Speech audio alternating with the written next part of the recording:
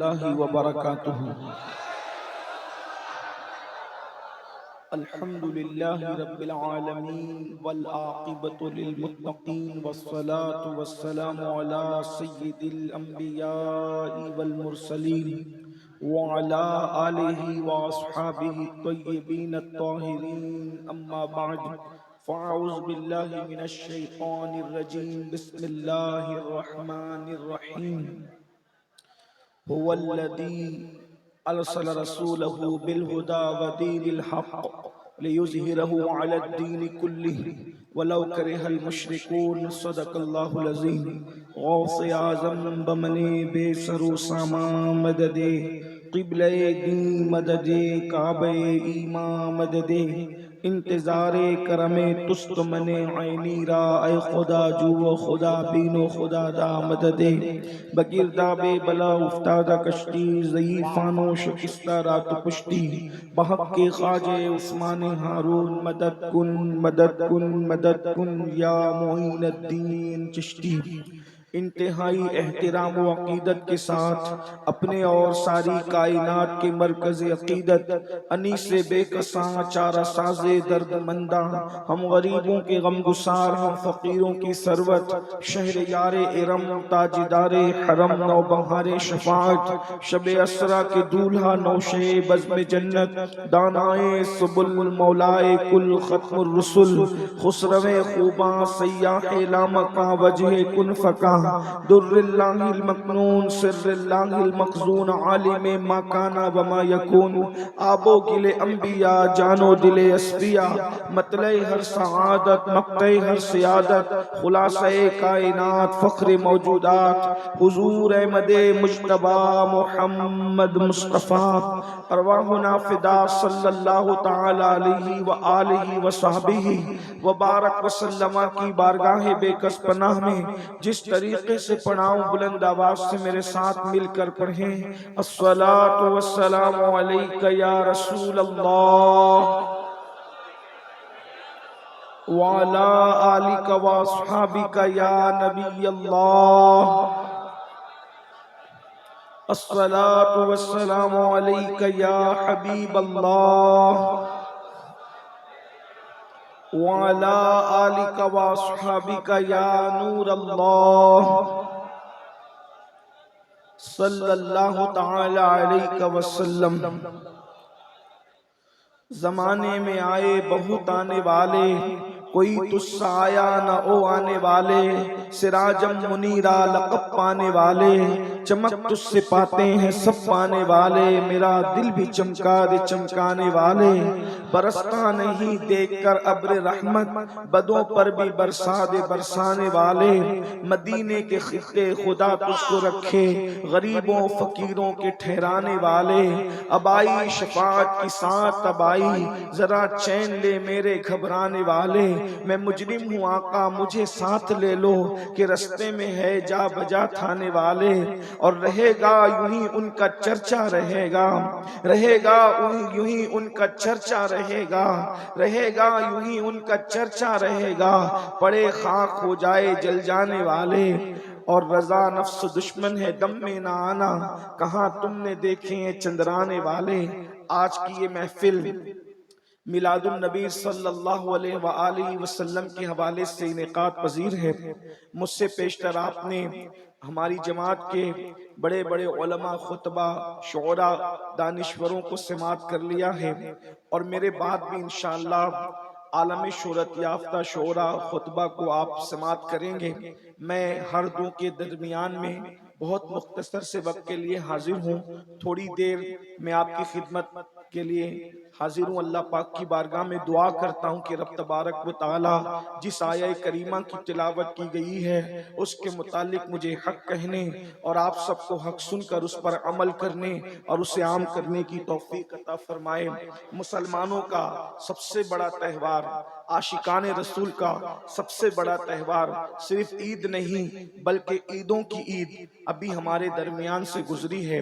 ہم اس کو عیدوں کی عید اس لیے کہتے ہیں کہ اگر یہ عید نہ ہوتی تو نہ عید الفطر ہوتی، نہ عید الاضحیٰ ہوتی، نہ عید الجمعہ ہوتی، نہ عید العرفہ ہوتی، کوئی عید نہ ہوتی۔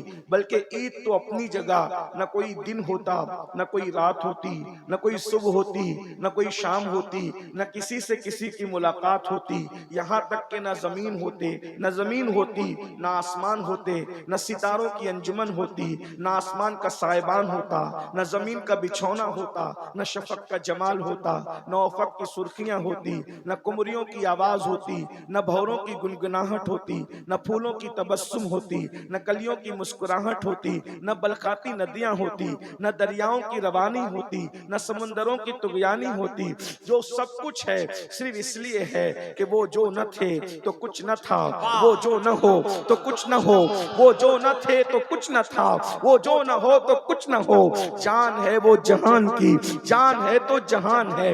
اس دن ہمارے آقا تشریف لائے اور یہ عیدوں کی عید ہے۔ آپ اندازہ فرمائیں دنیا کے اندر کوئی دن ایسا نہیں ہے جو سب کے لیے خوشیوں کا دن ہو، اس لیے کہ اگر کوئی دن کسی کے لیے خوشی کا ہے تو وہی دن کسی کے لیے غم کا ہے۔ اللہ اکبر، زمانے میں کوئی بھی دن سب کے لیے خوشی کا دن نہیں آتا۔ اللہ اکبر، مثال کے طور پر اگر آپ کہیں گے کہ 15 اگست سب کے لیے خوشی کا دن ہے تو میں کہوں گا نہیں، یہ ہندوستانیوں کے لیے تو خوشی کا دن ہو سکتا ہے کہ ہندوستانیوں کو آزادی ملی، تو انگریزوں کے لیے اتنے دکھ کا دن ہے کہ اتنا بڑا ملک ان کے ہاتھ سے چلا گیا۔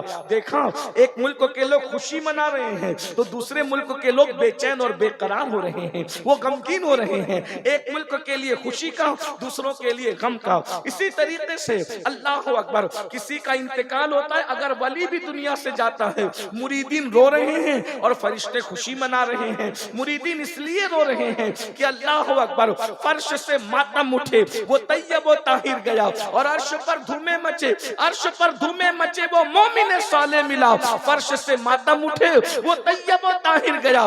دیکھ رہے ہیں فرشتے خوش ہو رہے ہیں اور انسان رو رہے ہیں۔ اللہ اکبر، اسی طریقے سے آپ قیاس کر سکتے ہیں، جو دن مزدوروں کے لیے خوشی کا دن ہوگا وہ دن مالداروں کے لیے غم کا دن ہوگا۔ اگر مزدوروں کی بات مان کر کے تنخواہ بڑھا دی گئی ہے تو بولو سیٹھوں کا نقصان ہوگا کہ نہیں ہوگا؟ وہ خوشی منا رہے ہیں ہم کامیاب ہو گئے، یہ غمگین ہو رہے ہیں ہماری جیب کٹ رہی ہے۔ اسی طریقے سے آپ دیکھتے چلے جائیں، اللہ اکبر۔ لیکن کائنات میں ایک دن ایسا بھی آتا ہے جو مالداروں کے لیے بھی خوشی کا ہے اور غریبوں کے لیے بھی خوشی کا ہے۔ ایک دن ایسا بھی آتا ہے جو زمین والوں کے لیے بھی خوشی کا ہے اور آسمان والوں کے لیے بھی خوشی کا ہے۔ ایک دن ایسا آتا ہے جو مسلمانوں کے لیے بھی خوشی کا ہے اور غیر مسلموں کے لیے بھی خوشی کا ہے۔ اللہ اکبر، ایک دن ایسا آتا ہے جو فرشیوں کے لیے بھی خوشی کا ہے، عرشیوں کے لیے بھی خوشی کا ہے۔ وہ دن کون سا ہے؟ وہ دن صرف اور صرف میلاد النبی کا دن ہے، مصطفیٰ جان رحمت کی آمد کا دن ہے۔ آپ کہیں گے وہ کیوں؟ میں نے کہا مسلمان اس لیے خوش ہیں کہ ان کو ایمان ملا ہے، لیکن غیر مسلموں کو جینے کا سلیقہ تو ملا ہے، ورنہ جب تک کہ میرے آقا تشریف نہ لائے تھے، اللہ اکبر، جو غیر مسلم ہیں انہیں نہ کھانے کا شعور تھا، نہ پہننے کا شعور تھا، نہ اوڑھنے کا شعور تھا۔ اللہ اکبر، مجھے یہاں پر ایک بات بتانی ہے آپ کو، آپ اس کو محسوس کیجئے گا۔ اللہ اکبر، میلاد النبی آئے، میلاد مصطفیٰ آئی تو سب کے لیے برکت کا دن، سب کے لیے رحمت کا دن۔ اس دن مزدوروں کو حق مل رہا ہے۔ آقا فرماتے ہیں مزدور کا پسینہ سوکھنے سے پہلے اس کو مزدوری دے دی جائے، مزدور کا پسینہ سوکھنے سے پہلے اس کو مزدوری دے دی جائے۔ یہ تو جانوروں کے لیے بھی خوشی کا دن ہے۔ اللہ اکبر، پہلے لوگ جانوروں کو کھانے کے لیے کبھی پیر کاٹ دیتے تھے، کبھی کچھ عضو کاٹ دیتے تھے، زندہ جانور کے عضو کاٹ کاٹ کے کھائے جاتے تھے۔ رحمت للعالمین نے فرمایا اگر حلال جانور کھانا ہی ہے تو اس طرح اس کو اذیت دے کر نہ کھاؤ، بلکہ پہلے گلے کے پاس سے اس کو ذبح کر لو، اور جب اس کا جسم ٹھنڈا ہو جائے پھر اس سے جلد اتارو، اس کے بعد اسے کھایا جائے۔ اللہ اکبر، جس نے جانوروں کے حقوق حقوق بتائے، جس نے انسانوں کے حقوق بتائے، جس نے راستے کے حقوق بتائے، جس نے درختوں کے حقوق بتائے، جس نے پتھروں کے حقوق بتائے، اللہ اکبر، جس نے اللہ اکبر شوہر کی چتا پر جلنے والی عورت کے قدموں میں جنت کو سمیٹ کر رکھ دیا اور عورت کا مقام بتایا، الجنت تحت اقدام امہاتکم، جنت تمہاری ماؤں کے قدموں کے نیچے ہے۔ جب تک حضور تشریف نہ لائے تھے بیواؤں کو چتا پر جلایا جاتا تھا۔ آمنہ کے لال ایک بیوہ خاتون کی گود میں تشریف لا کر کے دنیا کو بتاتے ہیں، ارے اگر بیوہ منحوس ہوتی تو نبی کی ماں بیوہ کیوں ہوتی؟ نبی کی ماں جیسے خوش نصیب بھی کوئی ہو سکتا ہے؟ کسی کا بیٹا غوث ہے، کسی کا بیٹا قطب ہے، کسی کا بیٹا ابدال ہے، ارے کسی کا بیٹا کلیم اللہ ہے، کسی کا بیٹا نجی اللہ ہے، کسی کا بیٹا کلمت اللہ ہے، تنہا آمنہ ہے جس کا بیٹا حبیب اللہ ہے۔ کیا کہنے، زندہ باد زندہ باد۔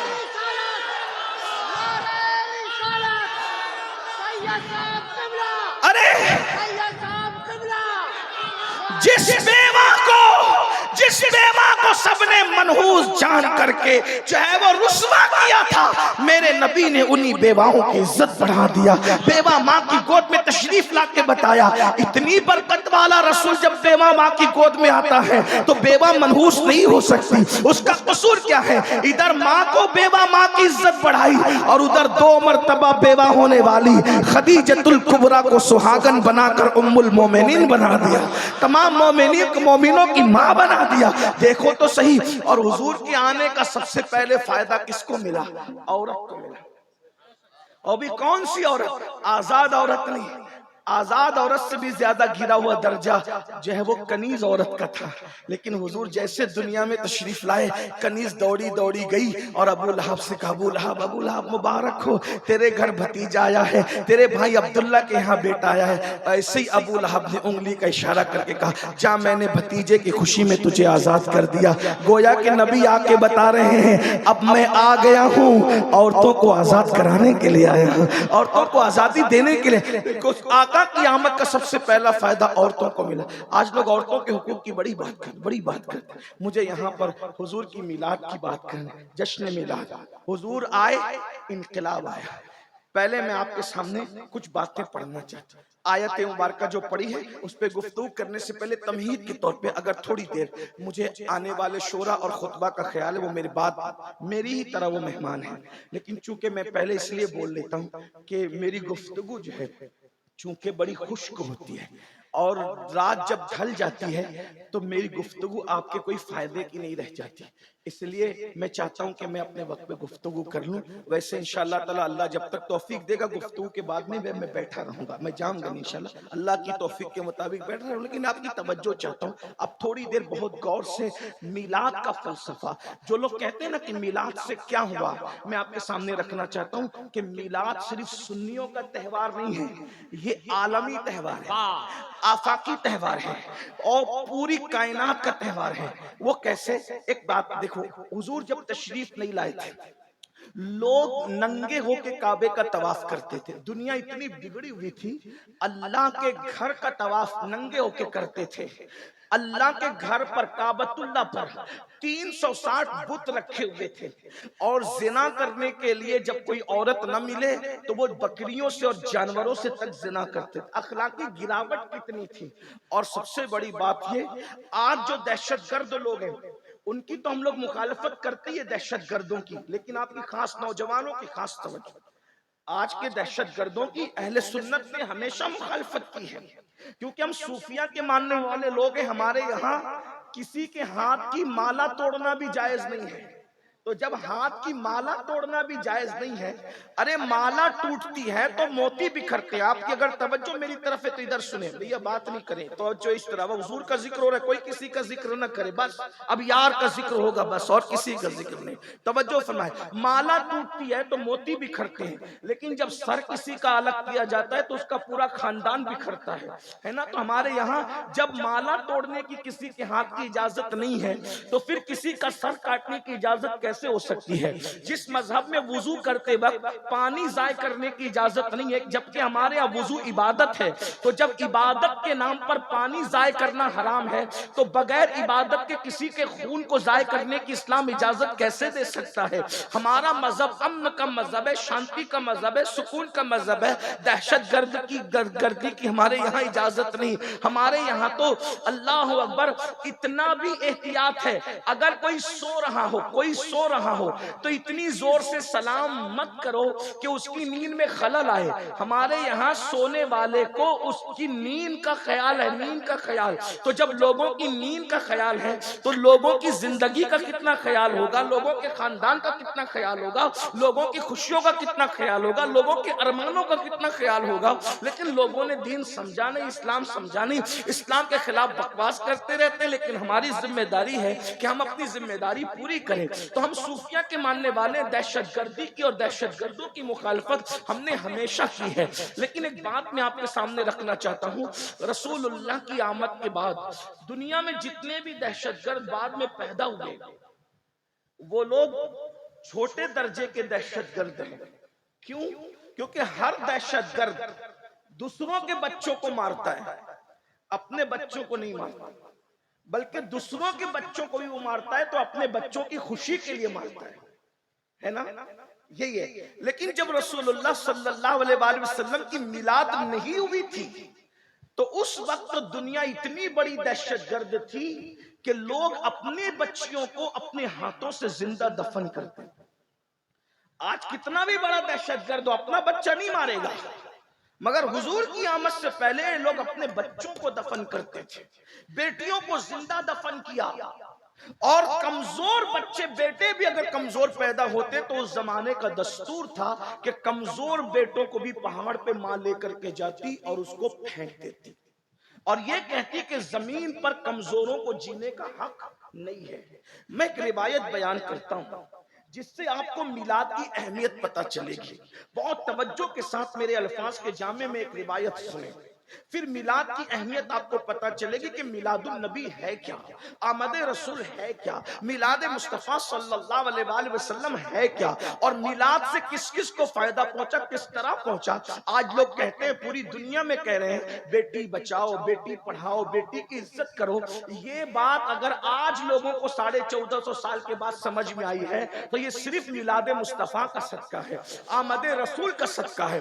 ورنہ جن کی زبانیں آج بیٹی بیٹی کر رہی ہے، کل انہی کی زبانیں بیٹیوں کے تعلق سے کیا تھی، میں وہ تھوڑا سا جائزہ پیش کرتا ہوں۔ یہ تاریخ کے انمٹ نقوش ہے جس پہ ٹپنی نہیں کر رہا ہوں، صرف حقائق آپ کے سامنے رکھ رہا ہوں۔ دیکھیے اللہ کے رسول علیہ السلام کی آمد سے پہلے ننگے ہو کے کعبے کا طواف کرنا، اگر عورتیں مخصوص ایام میں چلی جائے تو عورتوں کو گھروں کے اندر اندھیرے میں بند کر دیا جاتا تھا۔ اگر بیوہ ہوتی تھی تو ہمارے بھارت ہی کے اندر یہ طریقہ تھا۔ ثبوت ہے، میں کسی مذہب پہ ٹپنی نہیں کر رہا ہوں، حالات بتا رہا ہوں، حالات صرف آپ چیک کریں کیا حالات تھے۔ جب کوئی عورت بیوہ ہو جاتی تھی اس کا سر مونڈ دیا جاتا تھا، اس کے بالوں کو مونڈ کر کے اس کو جو ہے کمرے میں قید کر دیا جاتا تھا۔ وہ شادیوں میں نہیں جا سکتی تھی، وہ خوشی کی محفل میں نہیں جا سکتی تھی۔ اب سہاگن عورتیں اس کو صبح کے وقت دیکھتی تو اپنا چہرہ پھیر لیتی تھی۔ صبح کے وقت اگر عورتیں آنگن سے گزرتی بیوہ عورتیں تو وہاں پر پانی ڈالا جاتا تھا۔ یہ بیواؤں کے ساتھ، یعنی بیوہ کا شوہر کیا مر گیا اس کی زندگی موت سے بدتر کر دی جاتی تھی۔ پہلے تو جلا دی جاتی تھی شوہر کے ساتھ، اور اگر جو بچ بھی جاتی وہ اس طرح بدترین حالات میں زندگی گزارتی تھی کہ اس کو کہیں حق حاصل نہیں تھا۔ یہ دنیا کے حالات تھے۔ یونان کو دیکھیں، ہندوستان کو دیکھیں، عرب کو دیکھیں۔ لیکن اب آئیے تھوڑا سا میلاد پر توجہ کرتے ہیں۔ حضور علیہ السلام کی محنتیں بہت ہیں، آپ غور کیجئے گا۔ بات جو کچھ چلانے پیچھے انہیں چلانے دیں، کیوں چلانے مجھے نہیں پتا، لیکن اگر ذکر رسول سے بڑی بھی کوئی چیز ان کے نزدیک ہے تو وہ بات کرتے رہے، لیکن مجھے کوئی غصہ نہیں اس پر۔ بات آپ بہت اچھے سے سن رہے ہیں ماشاءاللہ، مسلم ٹولہ ویشالی والے اور گرد و نواح سے آنے والے، اللہ تم سب کو میلاد مصطفیٰ کا صدقہ دے۔ منبر والوں کو بھی، زمین والوں کو بھی، سب بڑی محبتیں دے رہے ہیں، لیکن آپ تھوڑا غور سے بات سنیں، کیونکہ یہ باتیں غور سے سننے کی ہے، یہ تقریر نہیں ہے، کوئی خطاب نہیں ہے، یہ صرف جو ہے یہ کسی کے دل کا درد ہے جو آپ کے دلوں کے دروازے پہ کوئی منتقل کرنے آیا ہے، بس بات اتنی ہے اور بات کوئی نہیں ہے۔ حضور علیہ السلام کی آمد سے پہلے عورت کو کچلا جا رہا ہے، کمزوروں کو کچلا جا رہا ہے، غریبوں کو کچلا جا رہا ہے، کعبے کی عظمت پامال کی جا رہی ہے، پیشانیاں آوارہ ہو چکی ہے، سجدے آوارہ ہو چکے ہیں، ایک خدا وحدہ لا شریک کو چھوڑ کر گوبر کی عبادت ہو رہی ہے، چوہوں کی عبادت ہو رہی ہے، بندر کی عبادت ہو رہی ہے، درختوں کی عبادت ہو رہی ہے، پتھروں کی عبادت ہو رہی ہے، یعنی جو عبادت کے لائق ہیں اس کو چھوڑ کے سب کی عبادت ہو رہی ہے۔ یعنی کہ سن غور تو فرمائے، اندازہ تو فرمائے، غور تو کریں، انسان کتنا بگڑ چکا تھا، انسان کا چہرہ انسان کی طرح تھا، وہ درندوں سے زیادہ وحشی ہو چکا تھا، جانوروں سے بدتر ہو چکا تھا۔ جو خدا کی حق تلفی کرنے لگے وہ کس کا حق ادا کریں گے؟ اللہ اکبر، اللہ اکبر۔ اندازہ فرمائے حضور کے آنے سے پہلے کے حالات جو میں واقعہ پیش کر کے آپ کو سمجھانا چاہتا ہوں، بتانا چاہتا ہوں، ذرا اس کو محسوس کریں۔ اگر دوسرے مکاتب فکر کے بھائی آئے ہیں ان سے بھی میری گزارش ہے کہ ذرا میلاد پر توجہ کریں۔ میلاد کس چیز کا نام ہے؟ میلاد کہتے کسے؟ اگر آپ نے کسی سے سن کر کے جو ہے وہ یوں ہی بولنا شروع کر دیا ہے اور یوں ہی آپ حضور علیہ السلام کی میلاد پر ٹپنی کرتے ہیں تو تھوڑا سا ایک مطالعہ کریں، میلاد کس چیز کا نام ہے؟ دراصل بات یہ کہ جب اللہ کے رسول تشریف لائے تو حضور علیہ السلام کی عادت کریمہ تھی کہ آقا علیہ السلام فجر کی نماز کے بعد اپنے صحابہ کی طرف رخ کر کے اور قبلے کی طرف پیٹ کر کے بیٹھ جاتے تھے اور صحابہ کرام سے پوچھتے تھے آپ میں سے کسی نے کوئی خواب تو نہیں دیکھا؟ صحابہ اگر خواب دیکھتے تو حضور کو وہ بیان کرتے، حضور علیہ السلام اس خواب کی تعبیر بیان کرتے۔ کبھی کوئی خواب حضور دیکھتے تو اللہ کے رسول علیہ السلام اپنا خواب بیان کرتے اور ان کو تعبیر بتاتے۔ اسی طرح کبھی کبھی ایسا ہوتا زمانے جاہلیت کی باتیں یعنی حضور علیہ السلام کی آمد سے پہلے کی باتیں نکل جاتی تو کبھی صحابہ رو پڑتے، کبھی مسکرا پڑتے، کبھی کبھی ایسا ہوتا کہ حضور فرماتے وہ زمانے جاہلیت کے فلاں شاعر نے ایک شعر کہا تھا، کسی کو یاد ہے تو سناؤ، اس کا شعر کیا تھا وہ سناؤ۔ یعنی حضور کی ایک محفل تھی جہاں رونا بھی تھا، جہاں مسکرانا بھی تھا، جہاں تبسم بھی تھا، جہاں تکلم بھی تھا، ایک محفل میں ساری انجمنیں سمٹ آتی تھی۔ اب غور کریں، ایک دن ایسا ہوا فجر کی نماز کے بعد آمینہ کا لال، عبداللہ کا جگر پارا، ہم سب کے آقا و مولا مصطفیٰ کریم رؤوف الرحیم صلی اللہ علیہ وآلہ وسلم صحابہ کے جھرمٹ میں بیٹھے۔ ذرا تصور میں لائیے، گرد و نواح سے آنے والوں ذرا تصور میں لائیے، جب ان کا ذکر کرتے ہیں تو محفل اتنی اچھی لگتی ہے، اتنا نور برستا ہے، ایسی رحمتوں کی برسات ہوتی ہے۔ جب بذات خود وہ کسی محفل میں جلوگر ہوتے ہوں گے تو اس وقت محفل کا عالم کیا ہوتا ہوگا؟ ایک طرف صدیق باوفا ہے، ایک طرف فاروق ہے، فاروق اعظم ہے، ایک طرف عثمان ذو النورین ہے، ایک طرف حیدر کرار ہے، کہیں سعد ہے، کہیں سعید ہے، کہیں طلحہ ہے، کہیں زبیر ہے، کبھی ابو عبیدہ ہے، کہیں جب عبد الرحمن ابن عوف ہے، کہیں ابو ہریرہ ہے، کہیں خالد ابن ولید ہے۔ غرض کے صحابہ کے جھرمٹ میں آمینہ کا لال جلوگر ہے، آفتاب رسالت، مہتاب رسالت کی جلوگری ہے اور حضور علیہ السلام کے اس محفل میں اچانک زمانے جاہلیت کا ذکر نکل آتا ہے۔ ایک صحابی جنہوں نے جاہلیت کے دور میں بھی ایک طویل عمر گزاری تھی اور وہ ایمان کی دولت حاصل کر چکے تھے، انہوں نے عرض کی یا رسول اللہ آپ تشریف لے آئے نا، بڑا احسان کیا ہم پر، حضور آپ آ گئے نا، بڑا احسان کیا ہم پر، آپ آئے ہیں تو عالم میں بہار آئی ہے، آپ آئے ہیں زمانے میں بہار آئی ہے، حضور آپ نہ آئے تھے ہم تو جانوروں سے بدترین زندگی گزار رہے تھے، حضور آپ نہ آئے تھے ہم تو جانوروں سے بھی غیر گزری زندگی گزار رہے تھے، آقا آپ آ گئے، خدا کا شکر ہے، بہت احسان ہے۔ یعنی میلاد کا گویا کہ وہ جلسہ ہو رہا تھا، جلسہ میلاد کی الگ الگ انداز ہے، جیسے جیسے حالات بدلتے گئے انداز بدلتے گئے۔ اب اس سے بڑی میلاد کی محفل کیا ہوگی؟ صاحب میلاد خود موجود ہے، حضور کی آمد کا تذکرہ ہو رہا ہے، حضور علیہ السلام کی آمد پر شکر ادا کیا جا رہا ہے، اس سے بڑی میلاد کی محفل کیا ہوگی؟ اتنے میں وہی صحابی کہتے ہیں آقا اگر اجازت دیں تو میں لوگوں کو بتاؤں کہ جب آپ نہیں آئے تھے تو ہم کتنے خوخار تھے، ہم کتنے برے تھے، ہم کتنی برائی میں زندگی گزار رہے تھے اور آپ آئے تو ہم کیسے بدل گئے۔ حضور نے فرمایا اجازت ہے، بتاؤ تم نے جاہلیت کا دور کیسے گزارا، کفر کا دور کیسے گزارا، میرے آنے سے پہلے کے حالات کیسے گزارے؟ تو اس صحابی نے کہا یا رسول اللہ حالات تو بڑے طویل ہے جو ہم نے گزارے ہیں، لیکن زندگی کا ایک واقعہ جو مجھے یاد آتا ہے میں آپ کو سناتا ہوں۔ اب وہ واقعہ وہ صحابی حضور کو سنا رہے ہیں، سب صحابہ سن رہے ہیں، اب میں ان کی آواز کو لا تو نہیں سکتا لیکن ان کے الفاظ کو اپنے الفاظ کے جامع میں نقل کرتا ہوں تاکہ میلاد کی اہمیت پتا چلے۔ وہ کہتے ہیں آقا میں وہ ظالم باپ ہوں، وہ ان کی اپنی بات ہے، ہم صحابی کو ایمان لانے کے بعد کبھی برے الفاظ سے یاد کرنا تو دور کی بات کبھی اس کا تصور نہیں کر سکتے، لیکن صرف بیک گراؤنڈ سمجھ میں آ جائے، صحابی کے جذبات سمجھ میں آئے، آدمی اپنے بارے میں جو چاہے کہے، ہم نہیں کہہ سکتے۔ ہر صحابی تو ہمارا آقا ہے، ہمارا مولا ہے۔ ہزاروں غوث و قطب اور ابدال کسی صحابی کے قدموں کے مرتبے کو نہیں پہنچ سکتے، بس یہی بات ہے۔ اس لیے ہم ہر صحابی کا احترام کرتے ہیں، ان کے بارے میں ہلکی بات سوچنا، ہلکی بات کرنا ہمارا مسلک ہی نہیں ہے۔ جیسے ہم ہر نبی کی تعظیم کرتے ہیں، ہر صحابی کی تعظیم کرتے ہیں، ہر اہل بیت کی تعظیم کرتے ہیں، ہر ولی کی تعظیم کرتے ہیں، بھائیو ہمارا مسلک ہی مکمل ادب ہے۔ اہل سنت کا ہے بیڑا پار، اصحاب حضور نجم ہے اور ناؤ ہے، اطرت رسول اللہ کی۔ ہمارا تو حال یہ ہے کہ خدا نے دو ہاتھ ہمیں اس لیے عطا فرمائے ہیں، ایک ہاتھ میں صحابہ کا دامن ہے اور ایک ہاتھ میں اہل البیت کا دامن ہے، لیکن صرف وہ حالات سمجھ میں آ جائے، وہ اپنے بارے میں جو کہہ رہے ہیں اپنے الفاظ کے جامع میں، وہ کہتے ہیں آقا ہم اتنا ظلم کرتے تھے یا رسول اللہ، میں وہ باپ ہوں کہ جس نے اپنے ہاتھوں سے اپنی 4 بیٹیوں کو، ایک روایت کے مطابق 5 بیٹیوں کو، ایک روایت کے مطابق 7 بیٹیوں کو، بہرحال جو بھی ہے، لیکن میں یہاں 4 کا تذکرہ کر دوں یا رسول اللہ، میں نے اپنے ہاتھوں سے اپنی 4 بیٹیوں کو زندہ دفن کیا ہے، تم بھی بیٹیوں کے باپ ہو۔ الحمدللہ میرے گھر میں بھی سیدہ کی 2 کنیزیں موجود ہیں۔ اللہ اللہ، اندازہ کریں بیٹوں سے زیادہ آج مسلمانوں کو بیٹیوں سے پیار ہے۔ آئیے میں آپ کو بتاؤں اس کی وجہ کیا ہے۔ اس کی وجہ صرف میلاد النبی ہے۔ اگر مائیں اور بہنیں میری گفتگو سن رہی ہیں تو وہ بھی بڑی توجہ سے سنیں۔ ارے یہ ٹی وی چینلوں پہ بیٹھ کر اسلام کے خلاف بکواس کرنے والوں کے بہکاوے میں آنے کی ضرورت نہیں ہے۔ دنیا نے تو تمہیں کیا سلوک کیا تھا، ذرا توجہ سے سنو میری بہنوں۔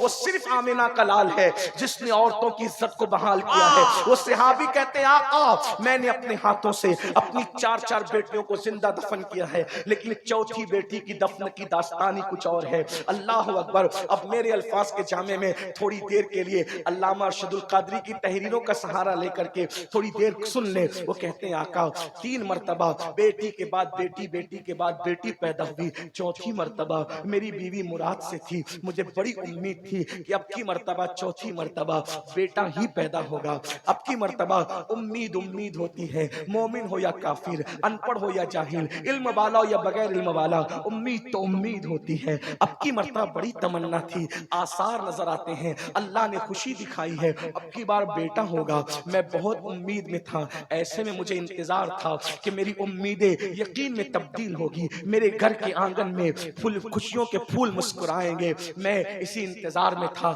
اچانک مجھے بہت مجبوری کے تحت ایک لمبے سفر پہ جانا پڑا۔ ظاہر سی بات ہے اس دور کا سفر ٹرینوں کا سفر تو نہیں تھا، پلینوں کا سفر تو نہیں تھا۔ مثال کے طور پہ آج کتنی دنیا سمٹ گئی ہے، میں صبح کو میں کلیر شریف سے چلا ہوں اور شام ہونے سے پہلے میں پٹنہ پہنچ گیا ہوں، اتنی دنیا سمٹ گئی۔ اگر میں کلیر شریف کا پروگرام کر کے ویشالی آتا تو شاید 1 مہینہ گزر جاتا اور میں پہنچ پاتا، لیکن دنیا سمٹ گئی ہے۔ تو اس دور میں جو سفر ہوتے تھے 2-2 3-3 دن کے نہیں ہوتے تھے، مہینوں کے ہوتے تھے، سالوں کے ہوتے تھے۔ وہ کہتے ہیں یا رسول اللہ اچانک لمبا سفر درپیش تھا تو میں نے اپنی بیوی کو بلایا، اور بیوی کو بلا کر اب دیکھو وہ صحابی کے الفاظ میں اپنے الفاظ کے جامع میں سمیٹ کر پیش کر رہا ہوں، تصورات کی دنیا میں کھو جائیے۔ حضور کی محفل میں صحابی کا بیان، کہتے ہیں آقا جب میں سفر پہ جانے لگا تو میں نے اپنی بیوی کو بلایا اور بیوی کو بلا کر کہا دیکھو اگر بیٹا پیدا ہو اس کی نگہداشت کرنا،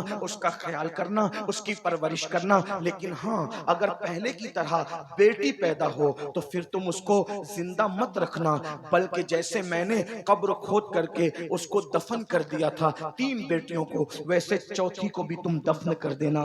گویا کہ ایک باپ اپنی بیوی کو اپنی بیٹی کے حوالے سے یہ وصیت کر رہا تھا سفر پر جانے سے پہلے کہ جب تیرے یہاں بیٹی پیدا ہو تو تو ممتا کا اظہار نہ کرنا، ممتا کا اظہار نہ کرنا، بلکہ ناگن بن کر کے اس کو ڈس لینا۔ اللہ اکبر۔ اندازہ فرمائیں بیٹی کا یہ حال تھا، بیٹی کے بارے میں تصورات تھے، اور اس کے بعد پھر میں سفر پہ چلا گیا، اور جب بہت بہت طویل عرصے کے بعد میں سفر سے واپس آیا تو میں نے اپنی بیوی سے سب سے پہلا سوال یہ کیا، بتاؤ جو امانت میں تمہارے پیٹ میں چھوڑ کر کے گیا تھا اس امانت کے بارے میں تم کیا کہتی ہو؟ میری بیوی نے مجھ سے جھوٹ بولا اور اس نے کہا میرے سرتاج مردہ بچی پیدا ہوئی تھی میں نے پھینک دیا، بات آئی گئی ہو گئی، اب میں اپنی نارمل زندگی گزارنے لگا۔ ایک دن ایسا ہوا یا رسول اللہ جو گھر آنے کا میرا ٹائم تھا اس کے علاوہ یعنی اس ٹائم کے علاوہ جلدی سے میں گھر آیا تو میں نے کیا دیکھا کہ میرے گھر کے آنگن میں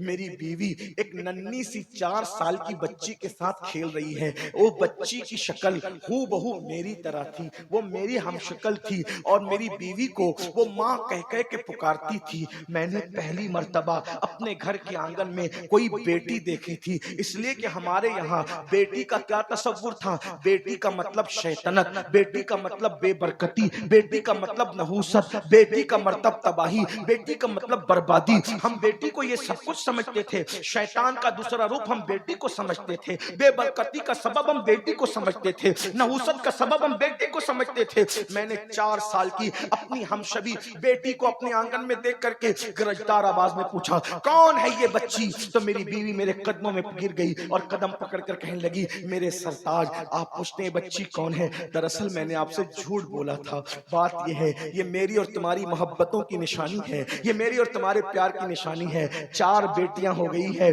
3 کو تو دفن کر دیا، اب 5ویں مرتبہ پتہ نہیں میں ماں بن سکوں گی کہ نہیں بن سکوں گی، اس لیے 4تھی بچی کو ممتا کی وجہ سے بچا لیا ہے، تو اب اس کو دفن مت کیجیے گا، اس کو ماریے گا مت، اس کو جو ہے وہ اس کی زندگی مت ختم کیجیے گا۔ میری بیوی نے مجھے اتنی منت و سماجت کی کہ پھر میں نے فیصلہ کر لیا اب میں یہ بیٹی کو پالوں گا، دفن نہیں کروں گا۔ لیکن ماحول معاشرہ اتنا ظالم تھا کہ ہم بیٹی کو برداشت نہیں کر سکتے تھے، اس لیے کہ بیٹی بڑی ہوگی، شادی ہوگی، کوئی داماد بنے گا، وہ ہمیں دبائے گا، اس لیے ہم بیٹیوں کو دفن برداشت نہیں کر سکتے تھے۔ میں نے بیوی کو کہا ٹھیک ہے میں وعدہ کرتا ہوں ہم اسے پالیں گے، اور پھر اس کے بعد بیٹی میری بیٹی میں نے اس کے ساتھ محبت کی ایکٹنگ شروع کی، محبت کا ایک گویا کے دوہرا معیار اور گویا کے ظاہری طور پہ محبت میں نے شروع کی، مگر بیٹی کی خصوصیت یہ ہوتی ہے کہ بیٹی ماں سے زیادہ سب سے زیادہ اگر کسی سے پیار کرتی ہے تو وہ اپنے باپ سے پیار کرتی ہے۔ میری بیٹی جب سوتی تھی تو میری باہوں میں سوتی تھی، میرے بغیر وہ رہتی نہیں تھی، وہ مجھے ابا کہہ کے پکارتی تھی تو بہت پیار کا سمندر اس کے اندر ٹھاٹھے مارتا تھا، لیکن مجھے وہ بری لگتی تھی۔ میں انتظار میں تھا کہ کبھی موقع ملے تو میں اس نحوست کو اس بے برکتی کو زندہ دفن کر دوں گا۔ ایک دن میں نے میری باہوں میں سونے والی بیٹی کو اپنے باہوں میں لٹایا اور میں انتظار کرنے لگا جب رات گہری ہو جائے، رات تاریک ہو جائے، میں اس نحوست و شیطنت کو دفن کر دوں۔ بس ایسے ہی ہوا، رات تاریک گزر گئی، رات کی سیاہ زلفیں اللہ اکبر جب اس کے گھٹنوں سے نیچے ڈھلکنے لگی، رات کی سیاہ زلفیں اللہ اکبر جب چادر بن کر افق مکہ پر گہرائی کے ساتھ چھا گئی، سونے والے سو رہے تھے، نشے میں دھت ہونے والے ہو رہے تھے، پاپ کرنے والے پاپ کر رہے تھے، اللہ اکبر اس بتوں کی گندگی اور نحوست سے کعبۃ اللہ شریف کی عظمت کو تار تار کرنے کی کوشش کی گئی تھی، لیکن قدسیان فلک رات کے آخری حصے میں کعبۃ اللہ کے طواف کے لیے نازل ہو رہے تھے، سارے مکے کے دروازے بند تھے، اچانک ایک دروازہ اس رات کی گہرائی میں کھلتا ہے اور ایک باپ سونے والی بیٹی کو اپنے ہاتھ میں لے کر کے خاموشی کے ساتھ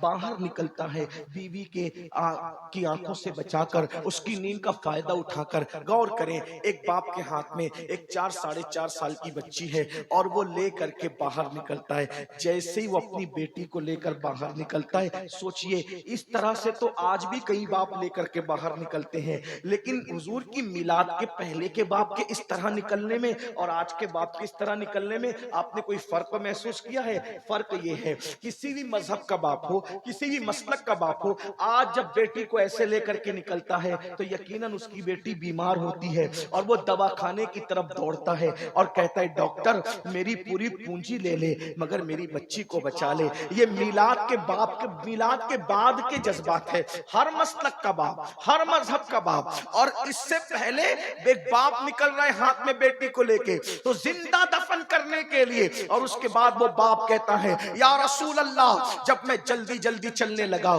تو میرا پیر ایک پتھر سے ٹکرایا، میں زمین پہ گر گیا۔ جب زمین پہ گرا ہوں تو میری بچی دور گری ہے، میں گرا ہوں، لیکن میں اس بچی کی نیند اس ٹھوکر کی وجہ سے زمین پہ گرنے سے کھل گئی۔ میں اٹھا، جلدی سے میں نے اٹھا، سنبھلا، اور اس سے پہلے کہ میری بیوی کو خبر ہو اور وہ دوڑتی ہوئی آئے اس بچی کو بچا لے، میں نے بچی کو اٹھایا تو بچی جاگ چکی تھی۔ وہ رو کر کہتی تھی، بابا تمہیں کہیں چوٹ تو نہیں آئی؟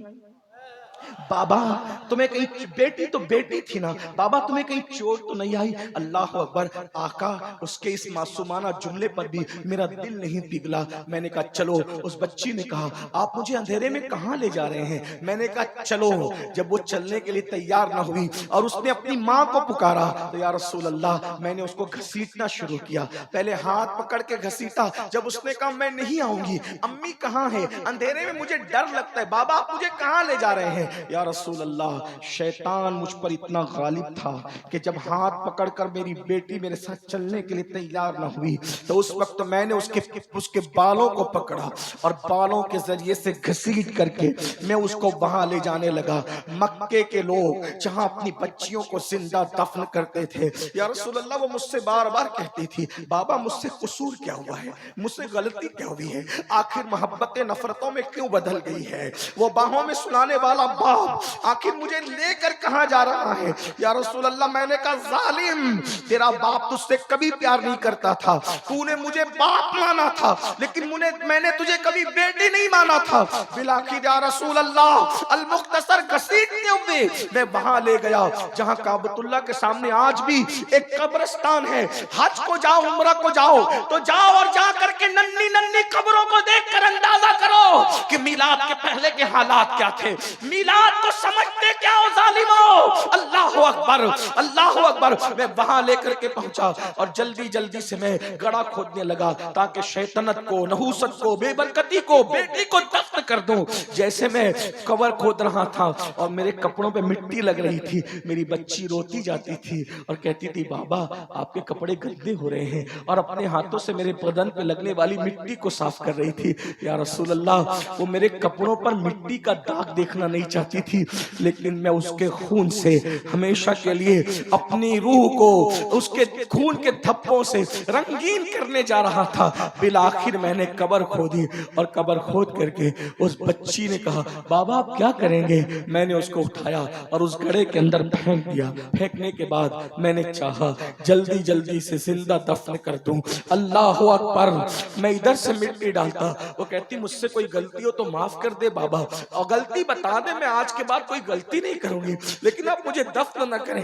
یا رسول اللہ چونکہ وہ بڑی ہو چکی تھی، بچیوں کو زندہ دفن کرنا تو آسان تھا، جو چند دن کی تھی، چند لمحے کی تھی، یہ 4 سال کے اوپر کی ہو چکی تھی، کبھی ادھر ہوتی کبھی ادھر ہوتی۔ میں نے سوچا یہ شیطنت کو اگر میں دفن نہ کر سکا تو پھر بہت مسائل درپیش ہوں گے، تو میں نے سوچا پہلے اس کو مار ڈالوں اور مار ڈالنے کے بعد پھر دفن کروں۔ آقا قریب میں ایک بڑا سا پتھر پڑا تھا، میں نے اٹھایا اور اٹھانے کے بعد زور سے اس کے سر پہ دے مارا، ایک چیخ نکلی اور وہ چیخ ہمیشہ کے لیے اس جنگل کے اندر خاموش ہو گئی، اور ممتا کا گلا اس طرح ایک باپ نے اپنے ہاتھوں سے گھونٹ دیا۔ یا رسول اللہ پھر جلدی جلدی میں نے اس کو دفن کیا، اور جب دفن کر کے میں لوٹ رہا تھا تو میں بہت خوش تھا، سینہ تان کے لوٹ رہا تھا۔ شیطنت دفن کر دی، نحوست دفن کر دی، بے برکتی دفن کر دی، مگر یا رسول اللہ جب میں لوٹ رہا تھا خوشی خوشی تو میرے ضمیر پہ ایک بوجھ تھا، یوں لگتا تھا جیسے صدائے باز گشت کے طور پہ اب بھی وہ جملے میرے کانوں سے ٹکرا رہے ہیں، بابا مجھ سے غلطی کیا ہو گئی، میرا قصور تو بتائے نا بابا، میں نے غلطی کیا کی ہے؟ یہ منظر سن کر کے حضور اتنا روئے کہ داڑھی آنسوؤں سے تر ہو گئی، پوری محفل میں ہچکیوں کی آواز آ گئی، اور وہ صحابی بھی روتے روتے ہچکیاں لینے لگے۔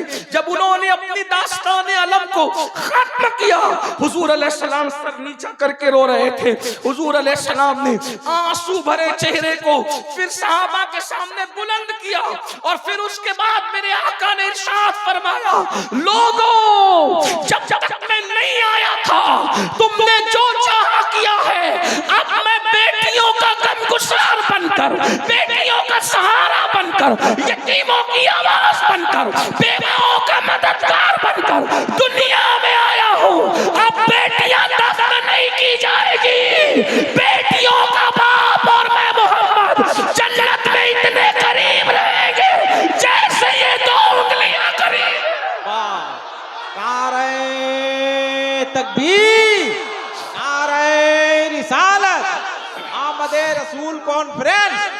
بیٹیوں کا باپ اور میں محمد, بیٹیوں کا باپ اور میں محمد جنت میں اتنے قریب رہیں گے, اتنے قریب رہیں گے جیسے یہ دو انگلیاں قریب ہیں. اللہ کے رسول علیہ السلام فرماتے ہیں اس پر جنت واجب ہو گئی جو بیٹی کی پیدائش پر خوشی کرتا ہے, اچھا نام رکھتا ہے, اچھی تربیت کرتا ہے اور اچھے گھرانے میں اس کی شادی کر دیتا ہے. اللہ اکبر. فرمایا میں محمد بیٹیوں کا باپ بن کر کے آیا ہوں. یہاں تک کہا گیا اللہ اکبر جب کسی کے گھر میں بیٹی پیدا ہوتی ہے تو فرشتے اس کے گھر میں نازل ہوتے, فرشتے نازل ہوتے ہیں اور چاروں طرف سے اس کو گھیر کے کہتے ہیں اے ننھی جان سے پیدا ہونے والی ننھی جان, جب تک تو اس گھر کے اندر موجود رہے گی ہم بھی تیرے ساتھ ساتھ اس گھر میں موجود رہیں گے. یعنی کہ بیٹوں کے باپ کو توجہ کرنا, بیٹوں کا باپ ہونا عیب کی بات نہیں, اللہ بیٹوں کا باپ بھی سب کو بنا, اس سے نسل چلتی ہے, لیکن بیٹوں کے باپ کو برکت کے تعویذ کی ضرورت پڑ سکتی ہے. بیٹی ہونا وہ فضیلت ہے کہ جب تک بیٹی گھر میں ہے تب تک رحمت کے فرشتے گھر میں رہتے ہیں. یہ بیٹی ہے. اللہ اکبر. اندازہ فرمائیں. اب آپ سے پوچھتا ہوں وہ مسلک کے لوگ جو میلاد کے منکر ہیں, میں کوئی گالی نہیں دے رہا ہوں لیکن ذرا غور کرو مولوی صاحب, آپ میلاد کے منکر ہو, اگر آپ بیٹی کو سینے سے لگا کے ماتھا چوم رہے ہو تو یہ آپ کے دارالعلوم کی محنت ہے یا میلاد النبی کا انقلاب ہے؟ کیا ہے؟ اگر دوسرے کسی مذہب کا انسان, اگر کسی دوسرے مذہب کا انسان اپنی بیٹی کو اپنے سینے سے لگا کر کے, لوگ کہتے ہیں کہ ہم مرد کے لیے کیا کہتے ہیں, ہی کہتے ہیں, اور عورت کے لیے کیا کہتے ہیں, شی کہتے ہیں. اس کا مطلب اسپیلنگ بڑھ گئی نا, تو مطلب ہم عورتوں کو بڑا ہوا مانتے. میں نے کہا ہاں آپ نے تو زندہ دفن کیا تھا. یہ ہی اور شی میں اگر آپ ایک لفظ بڑھا کر عورت کی عزت کا اظہار کرتے ہیں تو یہ صرف آمنہ کے لال کی آمد کا صدقہ ہے, میلاد النبی کا صدقہ ہے. آج جو بیٹیاں پوری دنیا میں جا کے تحقیق کر لو, مشرق سے لے کے مغرب تک, اگر آج بیٹی جل نہیں رہی ہے, اگر آج بیٹی دفن نہیں ہو رہی ہے, اگر آج بیٹی کی ذلت نہیں ہے, اگر آج بیٹیاں عزت پا رہی ہے, اس کا ایک ہی سبب ہے میلاد مصطفیٰ صلی اللہ علیہ وسلم. میلاد مصطفیٰ صلی اللہ علیہ وسلم, یہ میلاد کی محفل ہے, یہ میلاد کی برکت ہے. بیٹیوں کو عزت ملی, میلاد کی برکت ہے. بیواؤں کو عزت ملی, میلاد کی برکت ہے. یتیموں کو عزت ملی. میرے آقا علیہ السلام کے پیارے دیوانوں, حضور کیوں تشریف لائے؟ حضور کے آنے سے پہلے حالات یہ تھے, حضور پیغمبر انقلاب بن کر آئے. ہمارے نبی پیغمبر انقلاب, بات ختم کر رہا ہوں سمیٹتے, پیغمبر انقلاب ہے ہمارے آقا. وہ کیسے؟ حضور کے آنے سے پہلے بیٹیاں دفن ہوتی, توجہ کرنا میں اب سمیٹنے لگا ہوں. بیٹی حضور کے آنے سے پہلے بیٹیاں دفن ہوتی تھی, حضور کے آنے کے بعد بیٹیوں سے پیار ہو رہا ہے. یہ انقلاب. اور کتنی مدت میں؟ صرف 23 سال کی مدت, صرف 23 سال کی مدت. حضور کے آنے سے پہلے بیٹیاں دفن ہو رہی ہیں. 23 سال کی قلیل مدت میں حضور نے اتنی محنت کی لوگوں پر کہ وہ لوگ جو اپنے ہاتھوں سے اپنی بیٹی کو دفن کرتے تھے, جب ایک جنگ کے موقع پر یتیم بچیاں مسجد نبوی میں لائی گئی کہ یہ یتیم بچیاں ہیں, تو اس وقت صحابہ یہ کہتے تھے مجھے 4 چاہیے, مجھے 5 چاہیے, مجھے 6 چاہیے. یہ منظر دیکھ کر کے لوگ رو رہے تھے. کہاں اپنے ہاتھوں سے بیٹیاں دفن کرتے تھے, اور حضور کی صحبت کا اثر کیا ہے, اب دوسروں کی یتیم بچیوں کو پرورش کرنے کے لیے ایک دوسرے سے جھگڑا کرنے کے لیے تیار ہے. اور آقا نے بیٹی اور یتیم کی شان کیا بیان کی پتہ ہے؟ ایک راستے سے حضور تشریف لے جا رہے تھے, کیا دیکھا کہ وہاں سے نور نکل رہے, گھر سے نور نکل رہے, نور نکل رہے. صحابہ کرام کو وہ نظر دے دی تھی حضور نے کہ نور نکلتا ہوا دیکھ لیتے تھے. عرض کی یا رسول اللہ اس گھر سے نور نکل رہا ہے. آقا فرماتے جا کے تحقیق کر لو, اس گھر میں 2 ہی کام ہو رہے ہوں گے, یا تو کسی یتیم کی پرورش ہو رہی ہوگی, یا تو آج اس کے گھر میں بیٹی پیدا ہوئی ہوگی. اندازہ فرمائے, یہ بیٹی کی شان ہے. اس لیے لیے میں آج بھی آپ سے کہتا ہوں بیٹی کو برا مت سمجھو, بیٹی کو منحوس مت جانو, بیٹی کو برا مت جانو. آج کل لوگ بیٹی کو بوجھ سمجھتے ہیں, آج کل لوگ بیٹی کو برا سمجھتے ہیں. لیکن ایک بات آگے بڑھنے سے پہلے کہہ دوں, بلکہ بہنیں موجود ہوں تو یہ بھی کہہ دوں, آج دنیا اتنی ظالم ہو گئی, پھر سے ظالم ہو گئی. حضور کی آمد سے پہلے لوگ بیٹی کو زندہ دفن کرتے تھے, مگر اتنا تو حق دیتے تھے کہ وہ پیدا ہو جائے. توجہ کرنا, اتنا تو حق دیتے تھے کہ وہ پیدا ہو جائے, پیدا ہو. آج کے ترقی یافتہ دور میں جب اس ظالم معاشرے کو پتا چلتا ہے کہ پیٹ میں بیٹی ہے تو ڈاکٹر کو رشوت دے کر اور زیادہ پیسے دے کر پٹا پھسلا کر ماں کے پیٹ میں ہی اس بچی کو قتل کر دیتے, چمچوں سے, چھریوں سے. مکے کے کافر بیٹی کو کم سے کم قبر میں تو دفن کرتے تھے, لیکن آج کے ظالم ٹکڑے ٹکڑے کر کے گٹروں میں بہا دیتے ہیں. اپنی اولاد کو پیٹ سے گرانے والوں, اولاد کے قاتلوں, سن لو, اللہ کے رسول نے فرمایا تم پر جنت کی خوشبو بھی حرام ہے. جو ماں کے پیٹ سے بچوں کو گراتے ہیں غربت کے خوف سے, جہیز کے خوف سے, شادی کی مہنگائی کی بنیاد پر, آقا ارشاد فرماتے ہیں کہ یہ بچے جن کو ماں کے پیٹ سے گرایا جا رہا ہے قیامت کے دن بغیر سر کے اٹھیں گے اور اللہ کی عدالت میں عرض کریں گے مولا ان ماں باپ سے, ظالم سے پوچھ کہ ہم نے کیا غلطی کی تھی جس کی سزا دی گئی کہ ہمیں دنیا میں آنے سے پہلے قتل کر دیا گیا. بچے چند وجوہات کی بنیاد پہ قتل ہو رہے ہیں. نمبر 1, یا تو بیٹیاں اس لیے قتل ہو رہی ہیں کہ شادی کیسے کریں گے, وجہ تم ہو, میلاد منانے والوں تم ہو, کیونکہ تم نے شادیوں کو اتنا مہنگا کر دیا ہے کہ آج ان شادیوں کی بنیاد پہ بچیاں قتل ہو رہی ہیں. ان کے قتل کے ذمہ دار تم ہو. اور بڑی معذرت کے ساتھ خو گرے حمد سے تھوڑا سا گلا بھی سن لے, میلاد کی یہ محفل منانا شاید تمہیں کام نہ آئے. معاف کرنا, معاف کر دینا, اور معاف نہیں کر سکتے تو مجھ سے بات کر لینا, میں بات کرنے کے لیے بھی تھی. کیوں کام نہ آئے پتہ ہے؟ کیونکہ تم رسول اللہ کی محنتوں کو ضائع کرنے کے لیے کھڑے ہوئے ہو. حضور علیہ السلام نے محنت کی تھی, کیوں محنت کی اور کتنی محنت کی تھی بتاؤں؟ حضور کی محنت کتنی تھی؟ رسول اللہ کے عاشق بن کے حضور کی محنت کو ضائع کرنے کھڑے ہوئے ہو. تو ایسے عاشقوں پر حضور کی محنت کا اندازہ نہیں. ارے باپ کلکتہ جا کے, دلی جا کے, سعودی جا کر اگر مال کما کر کے لاتا ہے تو ایک بیٹا کہتا ہے میرے باپ کا ماتھے کا پسینہ پیر تک آیا ہے, تب کہیں جا کر کے یہ گلشن سجا ہے. تجھے باپ کے پسینے کا اتنا خیال ہے, رسول اللہ کے خون کا تجھے خیال نہیں؟ ارے تیرا گلشن باپ کے پسینے پر سجا ہے, لیکن یہ دین کا گلشن رسول اللہ کا خون, ماتھے کا خون نالین میں آیا تھا, نالین میں آیا, تب یہ گلشن سجا ہے. تمہیں احساس نہیں؟ ام المومنین سیدہ عائشہ صدیقہ نے پوچھا تھا یا رسول اللہ صلی اللہ علیہ وآلہ وسلم آپ کی زندگی کا سب سے مشکل دن کون سا ہے؟ تھوڑا محسوس کر لیں, محسوس کر لیں. میلاد منانے والوں تم بیٹیوں کے قاتل ہو, تم بیٹیوں کے قاتل ہو, تم سب قاتل ہو. آج تم شادی کے نام پر 2-3 لاکھ کا مطالبہ کرتے ہو, تمہاری دینداریاں کہاں جاتی ہے؟ اصلاح معاشرہ کا جلسہ تم رکھتے ہو, اصلاح معاشرہ کے جلسے میں تم آتے ہو, اپنے گھر کی شادی کے موقع پہ تمہارے اصلاح معاشرہ کے جذبات کہاں جاتے ہو؟ بتاؤ. داڑیاں رکھتے ہو, عمرے کرتے ہو, حج کرتے ہو, اور یہ ظلم کر رہے ہو. آج تمہیں یہ درد ہے, مقرر آتا ہے تو اس کے کان میں پھونکتے ہو مسلمانوں کی بچیاں غیروں کے ساتھ بھاگ رہی, ذمہ دار کون ہے؟ تم ہو. جب تم غریبوں کی بچیوں کے ساتھ شادیاں نہیں کرتے, تم نے اتنا مہنگا کر رکھا ہے. بہار, بنگال, یوپی میں لڑکے والے ظلم کر رہے ہیں, کشمیر میں لڑکی والے ظلم کر رہے ہیں, پورا ملک جل رہا ہے. کوئی ہے ایسا جو یہ سوچ سکے کہ میرے نبی نے بیٹی کی آبرو بچانے کے لیے محنت کتنی کی تھی؟ اس محنت کو 2-3 جملوں میں سن لیں, دل پہ نقش کر لیں. ام المومنین سیدہ عائشہ پاک نے پوچھا آقا آپ کی زندگی کا سب سے مشکل ترین دن کون سا ہے؟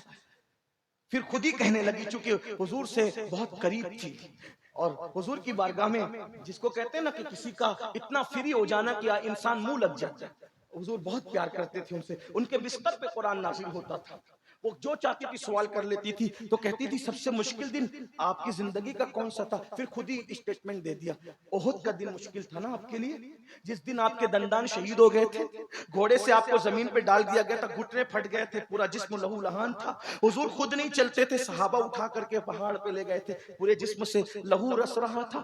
آپ کے زندگی کا سب سے مشکل دن احد کا دن تھا نا آقا؟ حضور نے فرمایا نہیں نہیں, 70 صحابہ شہید ہوئے تھے احد کے دن, وہ مشکل دن نہیں تھا. امیر حمزہ کا کلیجہ چبایا گیا تھا. میری زندگی کا وہ مشکل دن اتنا مشکل تھا لیکن سب سے مشکل نہیں تھا. امیر حمزہ کی ناک, کان, ہونٹ, انگلیاں کاٹ کر, رسی میں پرو کر, ہار بنا کر پہننے والوں نے گلے میں پہنا تھا, بازو میں باندھنے والوں نے بازو میں باندھا تھا, پازیب کی شکل میں پیر میں ڈالے گئے تھے, کلیجہ چبایا گیا تھا. اس دن حضرت حنظلہ پہلی رات کا دولہ شہید ہوا تھا.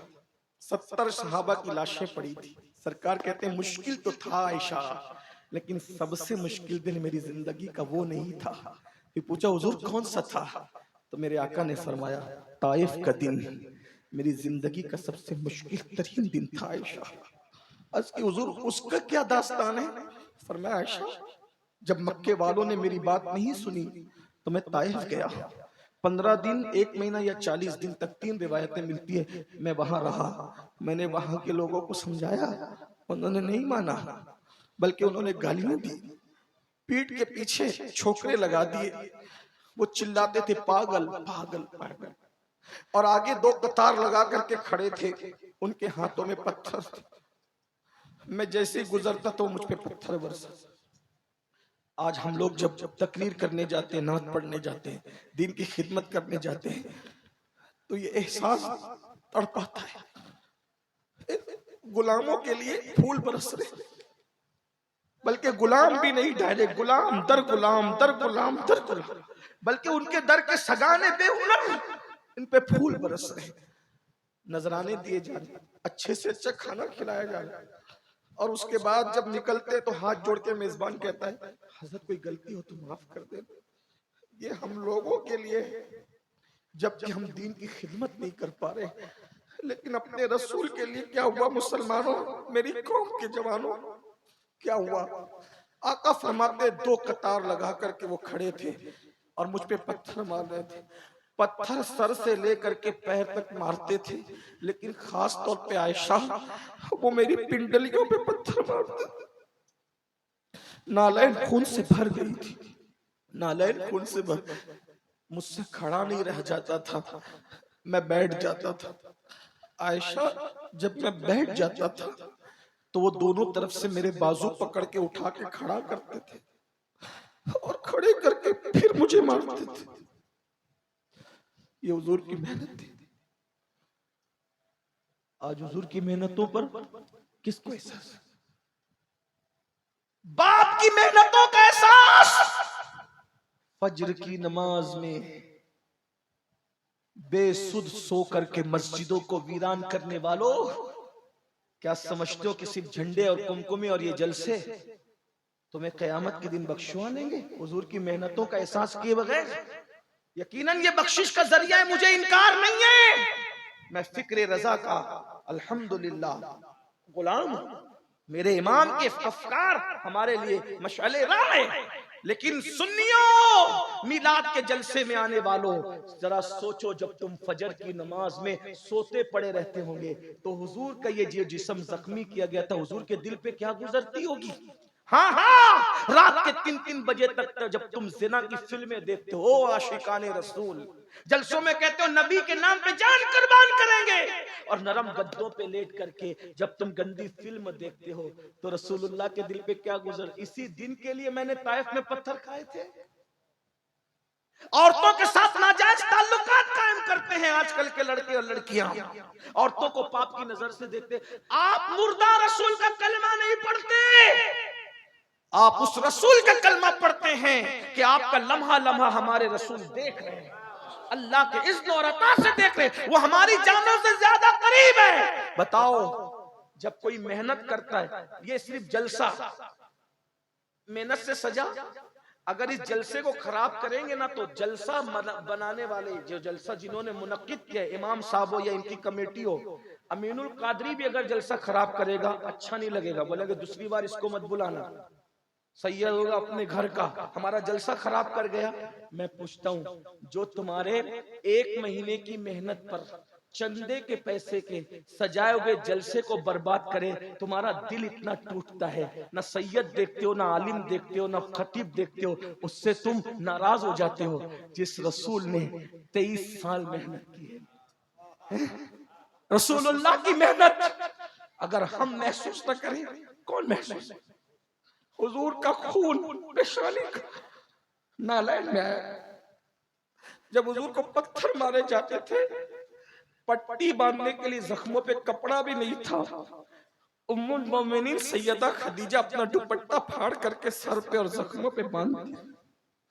حضور علیہ السلام کے گھر میں کھانا پکتا تھا تو مکے کے گنڈے گندگی اور غلاظت جو پاخانہ کرتے ہیں، گندگی غلاظت اٹھا کر لاتے تھے، حضور کی ہانڈی میں ڈال دیتے تھے۔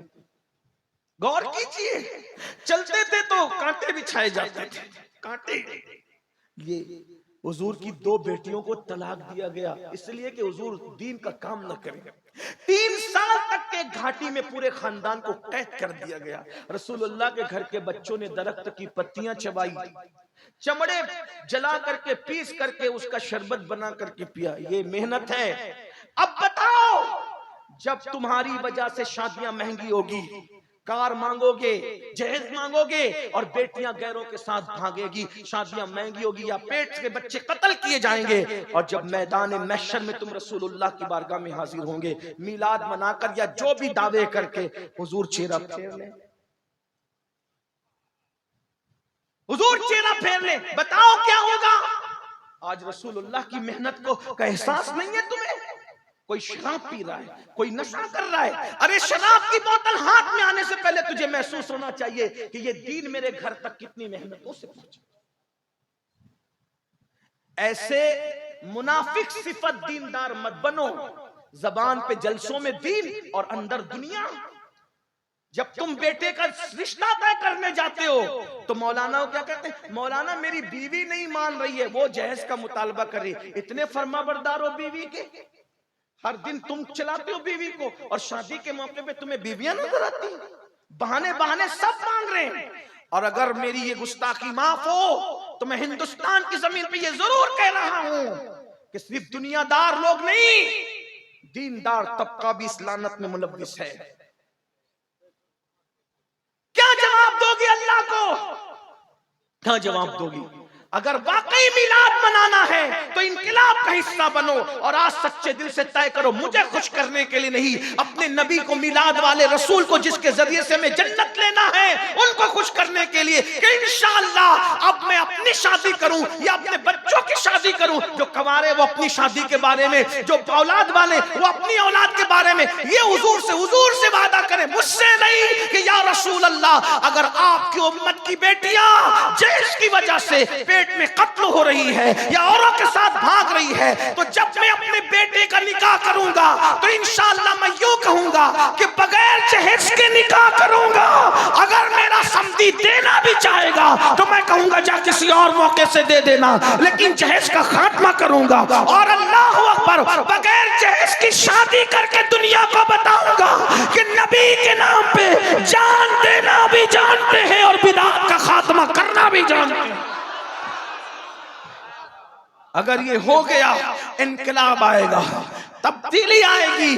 یاد رکھنا، اس دین کو ہمارے گھر تک پہنچانے کے لیے اللہ کے رسول کی بہت محنتیں ہیں، اس محنت کا احساس کرو۔ آج ہم صرف زبان سے میلاد مناتے ہیں، جھنڈے لگاتے ہیں، لیکن حضور کی محنت کا ہمیں احساس۔ بھائیو، ایک دن میں 3 بار کپڑے بدلتے ہو، اچھا ہے بدلو، 4 بار بدلو۔ ہماری قادری، ہم تو قادری صوفی لوگ ہیں، ہماری قادریت بہت تصوف میں بہت انجوائے والی ہے۔ ہمارے غوث پاک کہتے ہیں اچھا کھاؤ، اچھا پہنو، اچھے کام کرو۔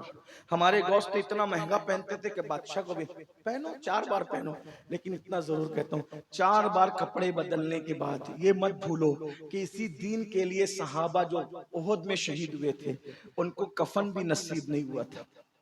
بغیر کفن کے دفن ہونے والے صحابہ کی قربانی بھی یاد کر. کتنی عورتوں کا سہاگ اجڑا ہے نا تب ہمارے گھر پہ اسلام پہنچا. کتنے بچے یتیم ہوئے تب ہمارے گھر پہ اسلام پہنچا. کتنی جانیں گئی تب ہمارے گھر پہ اسلام پہنچا. اب بتاؤ ہم نے اپنے بچے کو ڈاکٹر بنانا چاہا, انجینئر بنانا چاہا, ٹیچر بنانا چاہا, سب بنایا. بناؤ, بالکل بناؤ. کیا آپ نے اپنے بچے کو مسلمان بھی بنایا؟ بتاؤ. ٹیوشن کے لیے جگاتے ہو, اسکول جانے کے لیے صبح 5 بجے جگاتے ہو, کبھی اپنے بچوں کو نماز کے لیے بھی جگایا؟ بہت معذرت کے ساتھ, جو رسول کہیں کہ نماز میری آنکھوں کی ٹھنڈک ہے, نماز پڑھتے ہو؟ نہیں. جلسے میں آئیں 3 گھنٹہ بیٹھیں گے, 5 گھنٹہ بیٹھیں گے. کتنے لوگ عشاء پڑھ کے ہاتھ مت اٹھانا, ذلیل کرنا مقصد نہیں. حضور کی امتی ہو, ہم سے بہتر ہوا, آپ کی حرمت کو کعبے سے افضل قرار دیا گیا ہے, لیکن اتنا پوچھتا ہوں عشاء کتنے پڑھ کے آئیں اور جا کے فجر کتنے پڑھیں گے؟ بہت معذرت کے ساتھ عرض کروں, جو جلسہ کرتے ہیں نا وہ بھی الا ماشاءاللہ نماز نہیں پڑھتے. جلسے کی مصروفیت میں یہ مغرب بھی چھوڑتے ہیں, عصر بھی چھوڑتے ہیں, عشاء بھی چھوڑتے ہیں. کروڑوں جلسے ایک پڑھنے میں رکھا جائے اور ایک سجدہ فرض ایک پڑھنے میں رکھا جائے, کروڑوں جلسے اس سجدے کا بدل نہیں ہو سکتے. آپ کیا سوچ رہے ہو نماز چھوڑ دوں گا میلاد کے ذریعے بخش دیا جاؤں؟ بھائیو ہمارے ہاں میلاد فرض نہیں ہے, علماء موجود ہیں, نفل ہے, مستحب ہے زیادہ سے زیادہ. حضور سے محبت کا اظہار ہے, میں منع نہیں کر رہا ہوں. الحمدللہ میلاد پر میری تقریریں موجود ہیں. ہم کہتے ہیں جو میلاد منانے سے منع کرتے ہیں ان کے دل سیاہ ہو گئے, ہم ان سے مقابلہ کر رہے ہیں. لیکن آپ سے کہتا ہوں میلاد مناؤ گے نفل مستحب کر کے اور فجر چھوڑ دو گے, نمازیں چھوڑ دو گے, پھر سوچو کہ حضور بخشوا لیں گے. دیکھو حضور تو کسی کو بھی بخشوا سکتے ہیں, ان کی شان ہے.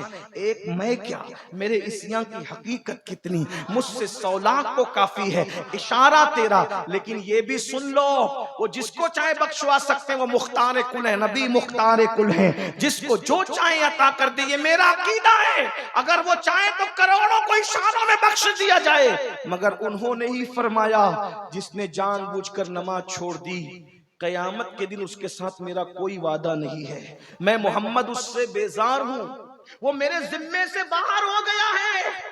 کہاں گئی نماز؟ نماز کہاں گئی؟ جس دن میلاد کا جلوس نکالتے اس دن بھی فجر نہیں پڑھتے. حضور کے دل پہ کیا گزرتی, اللہ کے رسول کے دل پہ کیا گزرتی ہوگی؟ پھر کہتا ہوں منافق نہ بنو, اگر عاشق بن رہے ہو سچے بنو. ایک حدیث سن لو, بات پوری کرتا ہوں. قوت القلوب میں شیخ ابو طالب مکی رحمت اللہ علیہ ایک حدیث لکھتے ہیں. میں کہوں گا تو مجرم ہوں گا, لوگ مجھ سے ناراض بھی ہوتے ہیں کیونکہ میں ایسی بات کرتا ہوں. کچھ لوگ تو یہ کہتے ہیں کہ پتہ نہیں یہ سنی ہے بھی کہ نہیں ہے. میں نے کہا اگر قرآن حدیث بیان کرنا مشکوک کرتا ہے آپ جو چاہے ٹائٹل دے دے. الحمدللہ میں 41 پشتوں کا پشتینی سنی ہوں, کنورٹڈ سنی نہیں ہوں. ہاں الحمدللہ 41 پشتوں کا سنی ہوں, اور جس میں سیدہ فاطمہ اور مولائے کائنات ہمارے شجرے میں نسب کے اعتبار سے سب سے اوپر ہیں. الحمدللہ الحمدللہ. لیکن ایک بات آپ سے کہوں, حقیقت اگر میری بات واقعی سنیت سے ٹکراتی ہے تو آپ میری اصلاح کریں, مجھ سے بات کریں. اور اگر میں واقعی سنیت کی بات کر رہا ہوں, سیدی اعلیٰ حضرت فتاوی رضویہ شریف میں مسلک نقل کرتے ہوئے لکھتے ہیں کہ مولا علی نے بے نمازی پہ کفر کا فتویٰ دیا, سیدنا فاروق اعظم نے بے نمازی پہ کفر کا فتویٰ دیا. آپ سے پوچھتا ہوں کہ آپ کے نزدیک مولا کائنات اور سیدنا فاروق اعظم کا فتویٰ اسی طرح نظر انداز کرنے کے قابل ہے؟ اگرچہ ہم حنفی ہونے کے اعتبار سے ہمارے اعلیٰ حضرت نے بتایا ہمیں, اور ہمارے امام نے بتایا کہ ہم بے نمازی کو ڈائریکٹ کافر نہیں کہتے, فاسق کہتے ہیں. ہمارا عقیدہ یہ نہیں ہے, اس لیے کہ جو حدیثوں میں آیا ہے اس کی تعویل ہمارے امام اعظم نے کی ہے. لیکن ایک بات آپ سے کہتا ہوں, مولائے کائنات نے فتویٰ دیا بے نمازی کافر, فاروق اعظم اگر اللہ نہ کرے, اللہ نہ کرے, 1000 بار نہ کرے, اگر آپ سے پوچھتا ہوں امام اعظم کے قول کی بجائے مولائے کائنات کے قول پر قیامت کے دن فیصلہ ہوا تو کہاں جاؤ گے؟ کہاں جاؤ گے؟ میں افضل و تفضیل کی بھی بات نہیں کر رہا ہوں, امام اعظم بہرحال غلام ہے, لیکن آپ بتائیں تو صحیح, من ترک الصلاۃ متعمدا فقد کفر کا لفظی ترجمہ کیا جائے تو کیا ترجمہ کر, یہ متعمدا فقد, یہ فقد کہاں جا رہا ہے؟ فقد یہ تو احناف کی کشادہ قلبی ہے کہ فقد کا لفظی ترجمہ نہیں کرتے, بلکہ اس کا جو ہے وہ عرفی اور اصطلاحی ترجمہ کر کے اس کی معنویت کو بیان کر دیتے ہیں. لیکن اگر یہ فقط کا ترجمہ ہو جائے نا تو پھر تمہاری آنکھیں کھلیں۔ آپ کیا سمجھتے ہو؟ ہم قادری ہیں، ہم چشتی، نقش بندی، سروردی، رضوی، برکاتی، وارسی ہے، مداری۔ میں نے کہا بھیا سب بنو، سب سر آنکھوں پر، پہلے مسلمان تو بن جاؤ۔ جو مسلمان رسول اللہ بنانے کے لیے آئے تھے، صحابہ کہتے ہیں ہم رسول اللہ کے دور میں مومن اور کافر میں فرق کرتے تھے۔ کس وجہ سے؟ حدیث نہ ہو میں غلامی لکھنے کے لیے تیار ہوں، میں غلامی لکھنے کے لیے تیار ہوں، میری ذمہ داری ہے۔ صحابہ کہتے ہیں مومن اور کافر میں فرق کرتے تھے، کس بنیاد پر؟ صرف نماز کی بنیاد پر۔ جو نماز پڑھتا تھا ہم اس کو مومن سمجھتے تھے، جو نماز نہیں پڑھتا تھا ہم اس کو کافر سمجھتے۔ یہ رسول اللہ کے دور کا یہ پہچان تھی، یہ پہچان تھی رسول اللہ کے دور میں مومن۔ بتاؤ صحابہ کے نزدیک اپنا ایمان ثابت نہیں کر سکتے، غوث پاک کے نزدیک اپنا ایمان ثابت نہیں، جاؤ گے کہاں؟ ڈر نہیں لگتا؟ جو مال اور جو دولت قبر میں نہیں لے کر کے جاؤ گے، اس کے لیے 12 14 گھنٹے محنت کرتے ہو، اور جو نماز قبر کے اندر ساتھ جائے گی اس کے لیے 10 منٹ نہیں نکال سکتے؟ صرف 10 منٹ کا ٹائم لگتا ہے ایک وقت کی نماز کے لیے۔ میں کہتا ہوں جنت کے لیے نہ پڑھو، کم سے کم سچے سنی بننے کے لیے تو نماز پڑھ لو۔ نماز میں حضور علیہ السلام کی آنکھوں کی ٹھنڈک ہے، ٹھنڈک۔ اور یاد رکھنا آقا فرما رہے کہ قیامت کے دن اس کے ساتھ میرا کوئی وعدہ نہیں ہے، میں اس سے بیزار ہوں۔ اور یاد رکھنا ہم سنیوں کا عقیدہ ہے، سنیوں جب تک رسول اللہ کے ہاتھ نہیں اٹھیں گے جنت کسی کو نہیں ملے گی۔ تم اور میں تو دور کی بات، عالم مولانا مفتی صحابہ دور کی بات، خلیل اللہ کو بھی اس دن رسول اللہ کی حاجت ہے، خلیل اللہ کو حاجت رسول اللہ کی۔ جب تک حضور کی بارگاہ میں اللہ اکبر نگاہ کرم نہ ہوگی کسی کی بگڑی نہ بنے گی۔ اب سوچو نماز چھوڑنے والوں 10 منٹ کا ٹائم لگتا ہے، میلاد منانے والوں مناؤ، دھوم سے مناؤ میلاد، حشر تک ڈالیں گے ہم پیدائش مولا کی دھوم، مثل فارس نجد کے قلعے گراتے جائیں گے، خاک ہو جائیں عدو جل کر مگر ہم تو رضا، دم میں جب تک دم ہے ذکر ان کا سناتے جائیں گے۔ میلاد منائی جاتی رہے گی لیکن غور سے سننا۔ حضور کے پاس گئے، یا رسول اللہ نظر کرم کر دے، جنت دے دے، اور حضور نے نظر چہرہ پھیر لیا۔ ظالم تو زنا کی فلمیں تو دیکھتا تھا لیکن 10 منٹ تجھے نماز کے لیے نہیں تھا۔ مال کمانے کے لیے کلکتہ، دلی اور سعودی تک گیا لیکن گھر کا بسترہ چھوڑ کے محلے کی مسجد تک نماز کے لیے میری آنکھوں کی ٹھنڈک کے لیے نہ جا سکا۔ بولو یہ دنیا ہے، بے وفا ہے۔ بھائیو اولاد کے لیے جو کما کے جما رہے ہو، جماؤ، بہت جماؤ، اللہ تمہیں خوب دے، میں منع نہیں کر رہا ہوں، لیکن یہ سب اولاد عیش کرے گی، عیش۔ جیتے جی بچے 24 گھنٹے میں خیریت کا فون نہیں کرتے ماں باپ کو، یہ مرنے کے بعد مغفرت کی دعا کریں گے یہ مصلوب بچے؟ خود سوچو، سعودی چلے جائیں، دلی چلے جائیں، کلکتہ کمانے کے لیے، بوڑھی ماں انتظار، اس کو تو بڑا فخر کہ میرا بچہ سعودی میں ہے، میرا بچہ دلی میں، میرا بچہ کلکتہ میں۔ 24 گھنٹے میں ایک فون نہیں آتا بوڑھے ماں باپ۔ بتاؤ نا، عبرت لے لو، عبرت۔ اللہ سب کے بچوں کو نیک بنائے لیکن عبرت لے لو کہ جو بچے 24 گھنٹے میں ہمیں جیتے جی فون نہیں کر رہے ہیں، وہ ہماری مغفرت کے لیے دعا کیا کریں گے؟ جو کچھ کرنا اپنے لیے کر لو، یہی سے کر لو، اپنے ہاتھوں سے کر لو۔ لا تنس نصیبک من الدنیا، دنیا سے اپنے نصیب کا مت بھولو، سوائے کفن کے کچھ نہیں لے جاؤ گے۔ سب یہاں بہویں راج کرے گی، بیٹے راج کرتے رہیں لیکن آپ کا ہمارا کوئی نہیں ہے۔ قبر میں کیڑے چلیں گے، ان موٹے موٹے نرم نرم خوبصورت جسموں میں کیڑے چلیں گے۔ بہت گھمنڈ ہے نا اپنے نسب پر، اپنے جسم پر، اپنی دولت، کیڑے چلیں گے۔ میں کوئی بددعا کے طور پہ نہیں کہہ رہا ہوں، حقیقت ہے، ایسے کیڑے کہ ہڈیاں بھی چاٹ جائیں گے کیڑے، کیونکہ حضور سے وفا نہیں، نماز نہیں پڑھی، حضور کی بات نہیں مانی، صرف زبان سے دعوے کرتے رہے۔ مگر ہاں اگر کوئی سچا رسول اللہ کا وفادار ہے، کیڑا چلنا تو دور کی بات، انشاءاللہ اس کا کفن بھی میلا نہیں ہوگا۔ لیکن کوئی وفا تو کرے۔ جو حدیث پڑھنے لگا تھا وہ سن لے، بات میں پوری کرتا ہوں۔ قوت القلوب میں شیخ ابو طالب مکی رحمۃ اللہ علیہ حدیث لائے کہ اللہ کے رسول علیہ السلام کا ارشاد ہے، میرے آقا فرماتے ہیں جو مجھ سے عشق کا دعویٰ کرے، ہم سب عاشق لوگ ہیں نا، عشق کا دعویٰ، آقا فرماتے ہیں جو مجھ سے عشق کا دعویٰ کرے اور پوری رات سوتا رہے، میں محمد اعلان کرتا ہوں کہ وہ جھوٹا ہے، جھوٹا۔ جو رات بھر سوئے عشق کا دعویٰ کر کے وہ جھوٹا ہے، تو جو فجر میں بھی سوتا رہے صبح کے وقت وہ کتنا بڑا جھوٹا ہوگا۔ اس کا مطلب جو عاشق لوگ ہیں نا وہ راتوں کو سوتے نہیں ہیں، عشق ہو جائے تو درود پڑھتے جگیں گے، نفل پڑھتے جگیں گے۔ دیکھا اس عاشق کو جو ماں کے پیٹ سے ولی پیدا ہوا تھا، لیکن 40 سال تک عشاء کے وضو سے فجر کی نماز پڑھی۔ غوث پاک کو جانتے ہو کہ نہیں جانتے؟ انہیں کیا ضرورت تھی؟ ماں کے پیٹ سے ولی پیدا ہوئے تھے۔ لیکن عشق جتنا زیادہ ہوتا ہے آدمی عبادت اتنی ہی زیادہ کرنے لگتا ہے۔ ہم کیسے عاشق ہے کہ 3 دن تک پاک بھی نہیں رہتے، کھڑے ہو کے پیشاب کرتے ہیں۔ ہم کیسے عاشق ہے کہ ہفتے بھر مسجد جانے کی توفیق بھی نہیں ہوتی۔ ایک جملہ کہہ دوں، برا نہ مانو تو، جو عشق تمہیں گھر سے نکال کے مسجد تک نہیں لے جاتا، اتنا کمزور ہے تمہارا عشق۔ تو جو عشق اتنا کمزور ہو جو گھر سے مسجد تک نہ لے جا سکے، وہ عشق تمہیں کبھی جنت تک نہیں لے جا سکتا۔ عشق تو وہ ہے جس نے حنظلہ کو پہلی رات کی دلہن چھڑوا کر احد کے میدان تک لایا تھا۔ عشق تو وہ ہے جس نے امام حسین کو مدینے کا آرام چھڑوا کر کربلا تک لایا تھا۔ عشق تو وہ ہے جس نے حمزہ کو اتنا حوصلہ دیا تھا کہ کلیجہ چبوا کر بھی مسکرا رہے تھے۔